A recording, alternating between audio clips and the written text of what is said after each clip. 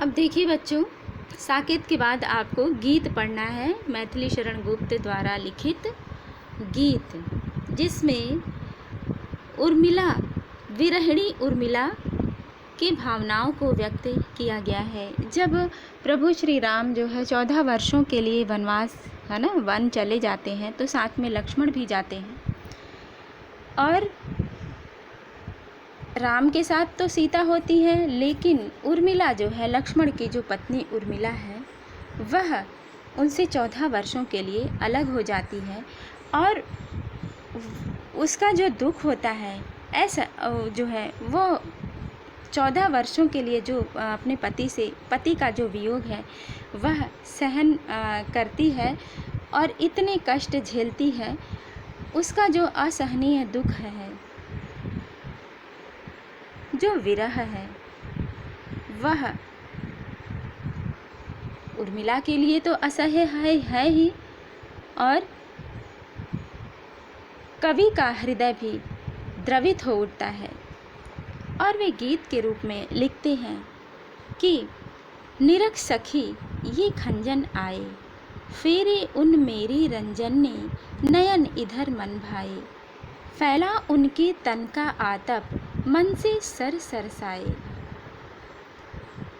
कहती है उर्मिला कहती है ना, उद्यान में, बगीचे में देख करके वह बाहर निकली हुई है। खंजन पक्षी, है ना, वर्षा ऋतु का मौसम है और खंजन पक्षी जो है घूम रहा है इधर उधर।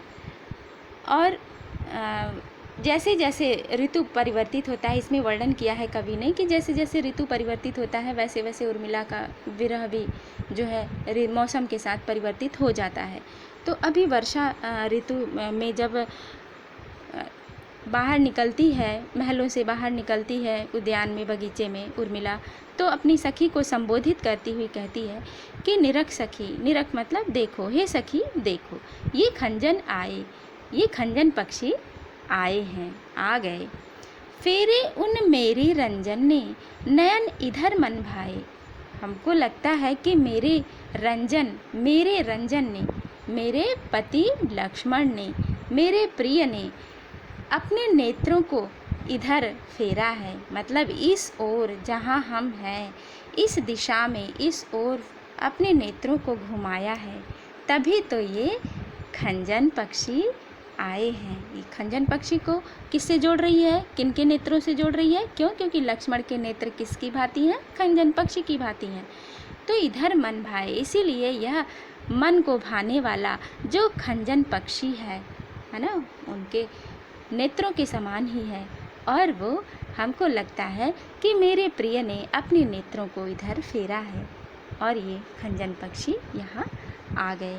फैला उनके तन का आतप, उनके तन का आतप जो ताप है, प्रताप, प्रिय के, लक्ष्मण के तन का प्रताप ही है कि मन से सर सरसाए। मेरे मन में ऐसा हो रहा है कि मेरे प्रिय का प्रताप ही यहाँ पर जो है ना, जो यह शोभा दिखाई दे रही है, खंजन पक्षी इधर उधर घूम रहा है, उसके नेत्रों की जो सुंदर शोभा मैं देख करके प्रसन्न हो रही हूँ, मेरा मन, मेरा हृदय खिल रहा है, तो यह मेरे प्रिय का प्रताप ही है, जिसके कारण मन से सर सरसाए, मेरा तन मन क्या हो गया है, आनंद भाव विभोर हो गया है।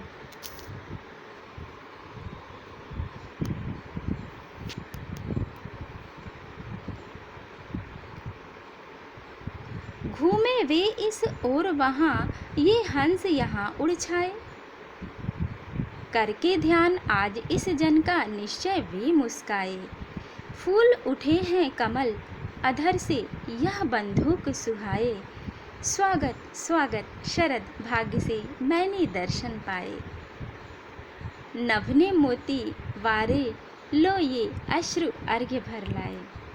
अब शरद ऋतु का वर्णन करते हुए कहती है उर्मिला कि घूमे वे इस ओर वहाँ, वहाँ लग रहा है लक्ष्मण जो है मेरे प्रिय इसी ओर, इसी दिशा में घूम रहे हैं, है ना, भ्रमण कर रहे हैं, तभी तो ये हंस यहाँ उड़ छाए, तभी तो ये जो हंस है यहाँ उड़ करके, है ना, घूम रहे हैं, हंस भी यहाँ जो घूमता हुआ दिखाई दे रहा है, तो ऐसा लगता है कि मेरे प्रिय वहाँ इसी ओर, इसी दिशा में घूम रहे हैं। करके ध्यान आज इस जन का, निश्चय वे मुस्काए। लगता है कि वे इस जन यानी मैं, मेरा ध्यान करके, वे मुझे याद करके निश्चय ही मुस्कुरा रहे हैं, प्रसन्न हो रहे हैं।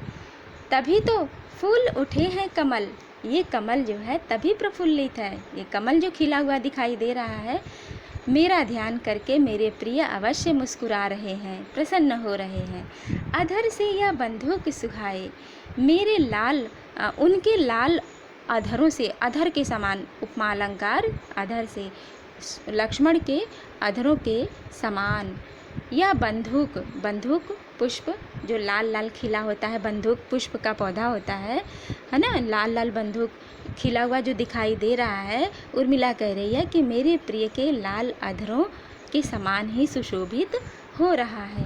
स्वागत स्वागत कहती है, स्वागत है इस शरद ऋतु का, जो भाग्य से मैंने दर्शन पाए। इस शरद ऋतु का बहुत बहुत स्वागत है, जो मैंने, ठीक है, सौभाग्य से मैंने इनके दर्शन प्राप्त किए। नभ ने मोती वारे, लो ये अश्रु अर्घ्य भर लाए। नभ ने मोती वारे, ओस के बूंदों के रूप में शरद ऋतु में रात्रि में क्या होती है, ओस बहुत एकदम गिर जाती है ना धरती पर, तो ओस पूरी बिछ जाती है। उससे समानता देते हुए कहती है कि जो उर्मिला जो दुखी होकर के जब उसके नेत्रों से अश्रु निकल आते हैं अपने प्रिय को याद करके, तब वो कहती है, लो यह नभ ने, आसमान ने अश्रु के रूप में किसकी वर्षा की है, मोतियों की वर्षा की है ना। अब उर्मिला का जो, सोचिए, अपने विरह को, अपने दुख को कम करने के लिए उर्मिला जो है वह इस भांति से प्रकृति के साथ अपनी भावनाओं को, अपने दुखों को उसने जोड़ लिया है, और उसके बदले में वह क्या प्राप्त कर रही है, सुखों को, अपने मन को प्रसन्न कर रही है। वो अश्रु को किस में बदल रही है, क्या बता रही है, नेत्रों के अश्रुओं को आसमान से गिरता हुआ ओस की बूंद के रूप में मोती को बता रही है।